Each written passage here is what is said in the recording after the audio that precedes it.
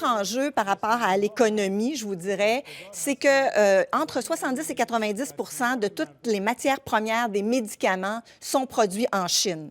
Or, on se rend compte que les exportations sont limitées, la capacité de produire en Chine actuellement est très ralentie.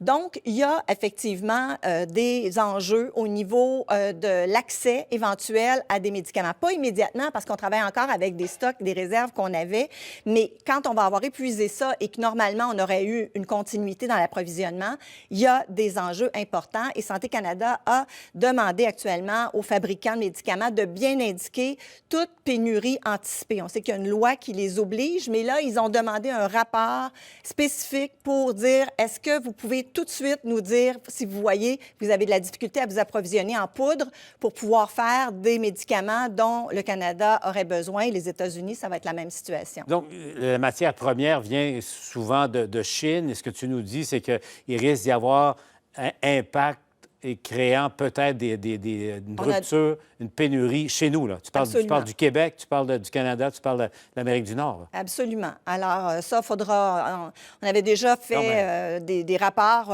au Canada pour dire que c'était totalement inconcevable qu'on ait confié la production de presque toute la matière première de la planète à la Chine. Mais là, on voit un peu une des conséquences. Ça aurait pu être une arme économique, mais ça pourrait aussi être un contexte comme celui-là qui fasse que ce soit inapproprié puis que ce soit vraiment difficile d'avoir accès à des médicaments dont on aura besoin.